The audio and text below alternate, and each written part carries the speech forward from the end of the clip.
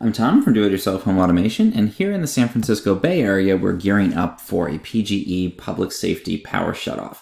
And these are basically events where the utility PGE can shut off power to large sections of the Bay Area, hundreds of thousands of customers potentially, if they think that there's a risk of wildfires.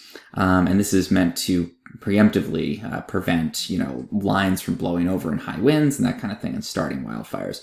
But what it means is that really anyone in the Bay Area can experience up to a 5-day power outage if one of these events happens. And we're gearing up for one that's going to potentially happen starting on October 9th, tomorrow when I'm publishing this video. So I just wanted to look at some general hints and tips and things that you can do to prepare for these public safety power shutoffs if you live in the Bay Area, and more generally if you live in an area, anywhere could be affected by a power outage. These are some good tips. So this is something I found circulating online. I really like it, and I'm just going to go through some of these basic suggestions and then add my own commentary and where this fits into some of the work that we all do with home automation systems.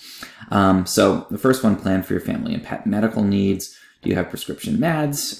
Do you have major medical needs that depend on electricity? So I think the first part, is just something you can do in general to prepare. Make sure you have enough meds and dog food and that kind of thing on hand.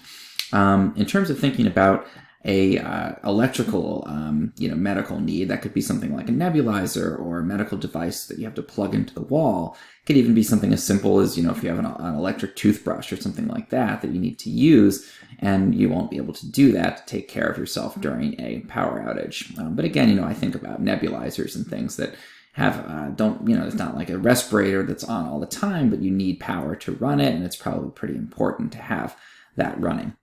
So one thing I have actually built that I think is probably worth building if you're going to live in one of these areas that may be affected by these kinds of shutoffs is a microgrid system. And I use Renogy solar panels, and I built an off-grid solar power system that's able to supply about 250 watts of power in full sun, and also to store power in a 12-volt battery. And you can look at my other videos for a lot more detail about that system. But for a couple $100, you can get these panels. You don't even have to run it, all the time. You can have these in your garage and just have it ready to go so that in the event of an outage, you can just put those panels out and start to generate power. And that's definitely enough power in my case to run any kind of, medical devices, or even to run a computer, to charge cell phones, and that kind of thing. So, especially if these start to happen more often, look into building your own microgrid. It's very straightforward to do with good panels from a place like Renogy, and you can do it for a couple $100, and it just gives you a lot more flexibility in the event of an outage. An emergency kit with food and water. Everyone in the Bay Area should have that for earthquake safety anyway, but enough food and water to supply your family for several days. You can also obviously fill bathtubs and things and have water for flushing toilets and stuff like that. Flashlight and extra batteries. So you can look at other videos of my power outage light. But I think it's great during a power outage to have, a light that can be recharged with an internal battery, so you're not having to constantly swap out batteries. And then B, something with a diffuser. So a lot of flashlights are directional, and you can just shine them in a beam. And that works great if you're walking around in the woods at night or something like that. But if it's a power outage and you're trying to light your home using a flashlight, you want something diffuse that'll light up the whole area. And again, I built my own power outage light that does this, but you can also get just a general lantern like you would get for camping, and anything that has a diffuser that kind of creates a soft glow so you don't have tons of harsh shadows, just like a normal light fixture or light bulb would do. Those can be really helpful. So take a look at 12-volt, camping-oriented lamps and that kind of thing. Keeping all of your mobile devices charged, definitely very important. So if you know one of these outages are coming, make sure to charge your devices well in advance and get them to full power. Having a car charger is definitely helpful because you can always charge in your car if you still have gas. Just obviously never run your car in your garage or in your home. You can drive around or just park out on the street if there's a embargo on driving, and just use that as a very inefficient, but you charge your mobile phone in a pinch like that. Another thing to look into is, again, one of these microgrid systems, or even Renogy has smaller foldable kind of suitcase-sized chargers that'll very easily charge your mobile devices, including laptops and tablets, using solar power. So something to look into. At the very least, invest in a battery pack for your cell phone so you can get a couple of charges out of that if it's a shorter outage. And again, I love Renogy. They make this, but you can get those pretty much anywhere at this point. Backup charging methods is sort of what I just addressed. Store water and non-perishable food, so canned goods and that type of thing.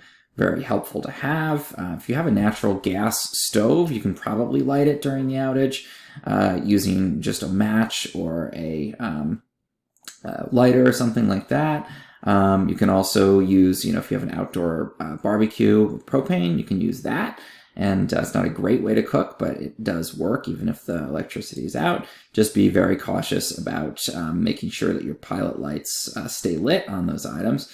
And also be aware that if you have a carbon monoxide system that runs off of your house power, and most should have a battery backup, but if you don't, then just be very careful about running any kind of stove or anything like that inside your house, especially since you probably won't have a lot of air circulation if there's no air conditioning and fans.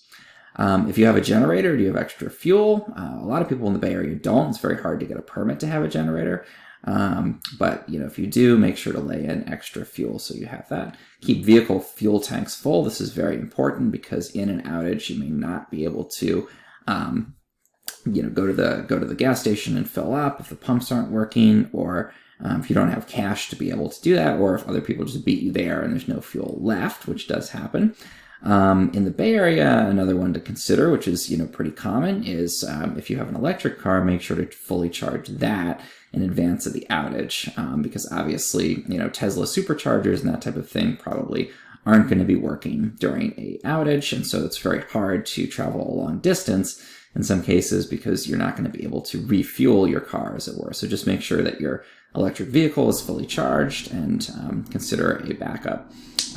Covered these kinds of things, and I just did a video about how to manually release your garage door, so make sure to check that out and practice it in advance. And then very important, connect with your community, talk to neighbors, and visit on people if you think they might have problems, especially if it's hot during the outage. Make sure that those in your community are safe. If you found this helpful in any way, please subscribe to my channel. It really helps.